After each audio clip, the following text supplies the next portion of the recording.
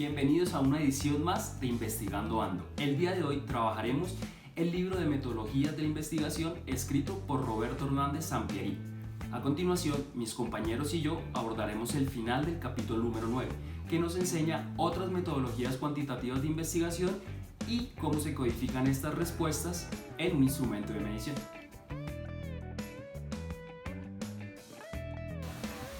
Gracias, Juan Felipe. Teniendo en cuenta a los autores, en la investigación cuantitativa contamos con otros métodos para recolectar datos, tan efectivos y eficientes como los cuestionarios y la escala de actitudes, ya mencionadas en este capítulo.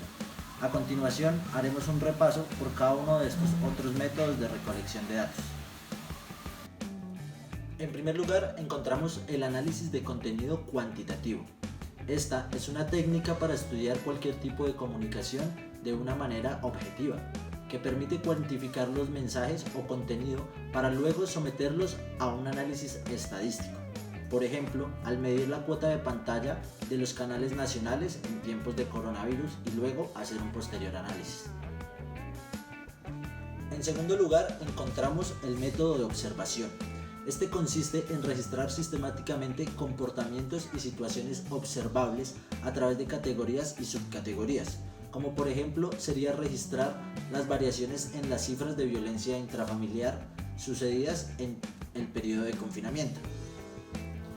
Continuando con los métodos de recolección de datos, encontramos las pruebas estandarizadas e inventarios, que se encargan de medir variables específicas, como por ejemplo la inteligencia, la personalidad autoritaria, la depresión posparto, la satisfacción laboral, entre otros. Otra técnica mencionada por el autor Sampieri es la revisión de datos secundarios recolectados por otros investigadores. Esta técnica consiste en la revisión de documentos como registros públicos, archivos físicos o electrónicos, en donde solicitamos datos que tengan relevancia con el tema a tratar. Para finalizar con esta sección que se refiere a otras metodologías de investigación cuantitativa, el autor resalta que es importante tener en cuenta que cada disciplina cuenta con diferentes herramientas para medir estas variables específicas. Por otra parte, los estudios cuantitativos no solamente pueden, sino que es fundamental que utilicen más de un tipo de instrumento de recolección de datos, pues esto ayudará a establecer validez a la hora de los criterios.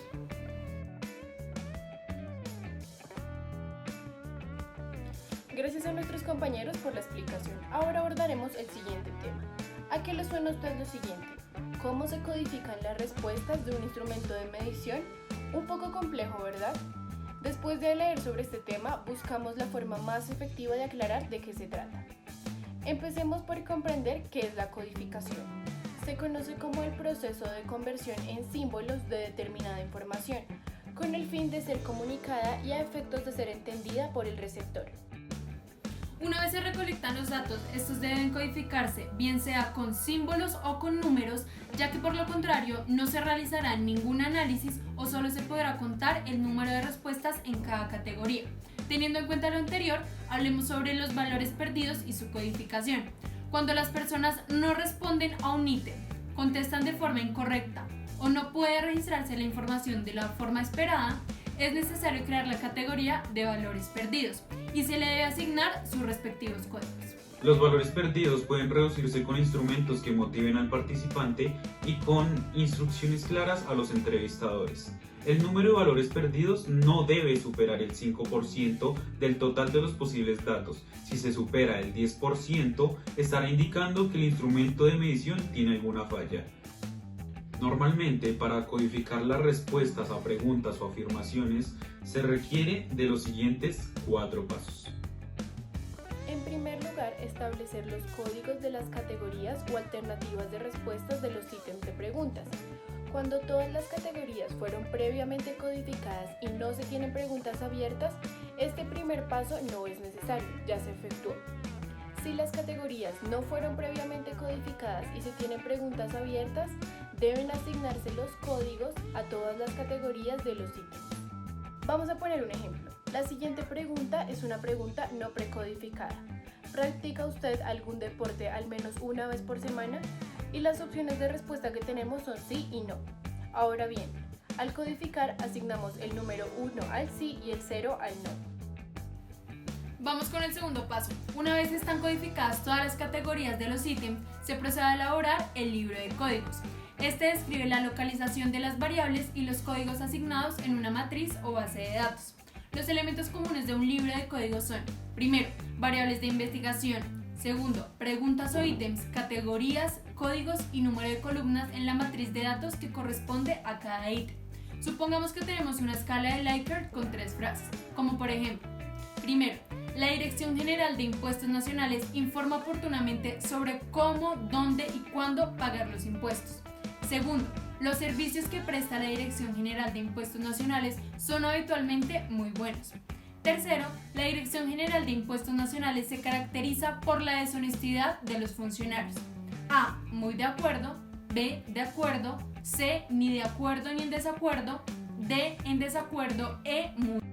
El tercer paso del proceso es la codificación física de datos, es decir, llenar la matriz de datos con los valores implícitos en las respuestas de instrumentos de medición. Veamos un ejemplo simplificado con la escala Likert de 3 ítems aplicado a 4 individuos. En este paso se debe guardar la matriz como documento de SPSS, que es un programa estadístico informático, al igual que Excel y Minitab, que también pueden ser usados, y por supuesto darle un nombre que los identifique. Hoy en día los investigadores ya no lo hacen de manera escrita, sino que la codificación la efectúan de manera directa, transfiriendo los valores registrados en los instrumentos aplicados como cuestionarios, escalas de actitudes o equivalentes a un archivo de un programa computarizado de análisis estadístico, como los mencionados anteriormente, SPSS, Minitab o alguno que cumpla estas funciones, pero si no se cuenta con el programa, los datos se capturan en el documento de Excel y luego se trasladan a un archivo del programa de análisis. Los errores de codificación deben corregirse. Esto se puede hacer revisando físicamente la lista de los datos y haciendo los cambios pertinentes. Otra de las maneras de corregir es en SPSS, con la función ordenar o clasificar datos. Y de este modo podemos visibilizar los valores que no corresponden a cada variable de la matriz. Estas no son las únicas maneras de corregir. También se pueden ejecutar el análisis de frecuencia en el menú Analizar y estadísticos descriptivos. Y una vez obtenidos los resultados, se observará en qué variables de la matriz hay valores que no deberían estar. Eso es todo. Nos vemos en una próxima.